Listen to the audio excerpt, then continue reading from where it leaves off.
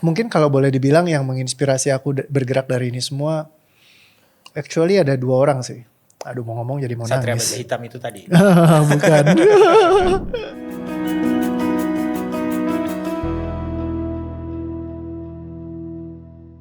Ada gak sih sosok yang Coach Reo idolakan ataupun menjadi panutan buat Coach Reo sendiri?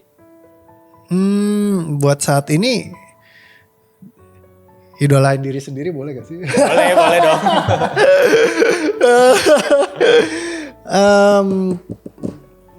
Maksudnya yang mungkin menginspirasi Coach Reo sehingga melakukan inilah. Mungkin kalau boleh dibilang yang menginspirasi aku bergerak dari ini semua, actually ada 2 orang sih. Aduh, mau ngomong jadi mau Satria nangis. Baja Hitam itu tadi. Bukan. Jadi yang satu mungkin Grace, karena Grace itu dia udah kayak adik aku sendiri. Masih kecil, tapi sekarang udah gak ada. Sama satu lagi Alicia. Alicia itu kakaknya Grace. Jadi they are from the same family, dari satu keluarga. Dan aku sangat dekat sama keluarga mereka, mama papa. Jadi kalau 2 orang yang inspirasi buat aku keep going mungkin mereka. Karena buat mereka mungkin hidupnya berat gitu ya. Sampai akhirnya mereka berdua ya kayak di usia yang sangat muda. Yang satu juga dua-duanya masih baru kuliah in early ketika mereka berpulang gitu. Buat aku itu kayak pukulan berat karena aku deket banget dari mereka kecil.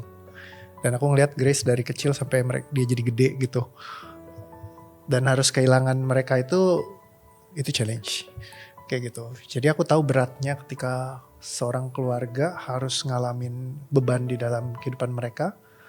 Terus juga gak tahu di keluarganya juga pasti kan damage ke orang tua segala macam juga mungkin mereka rasain ya. Kayak gitu. Bagaimana harus kehilangan 2 orang anak sekaligus. Jadi aku pengen banget kalau andai saja dunia ini bisa lebih happy gitu. Mungkin gak akan ada beban-beban yang kayak gitu yang harus dialamin sama mereka. Jadi kalau inspirasi mungkin malah come-nya from pain kali ya. Kalau dari mereka gitu. Tapi ini pertanyaan yang menarik Mas. Ya semoga ya mereka bisa tersenyum karena dari mereka juga banyak orang yang mungkin sekarang terbantu. Kayak gitu. Ada keinginan besar apa lagi nih ya, dari Coach Reo untuk ke depan? Balik lagi ilmiah. Karena aku pengen banget kalau ini sesuatu yang bisa secara jurnal ada, semuanya bagus, secara ilmiah bisa diakui di banyak tempat.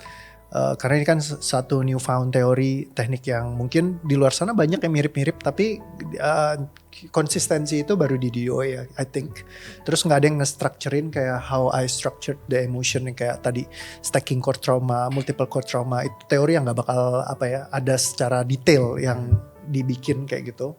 Ya terus bagaimana trauma itu bergerak, terus kayak bagaimana ngebongkar semua mecah-mecahinnya itu.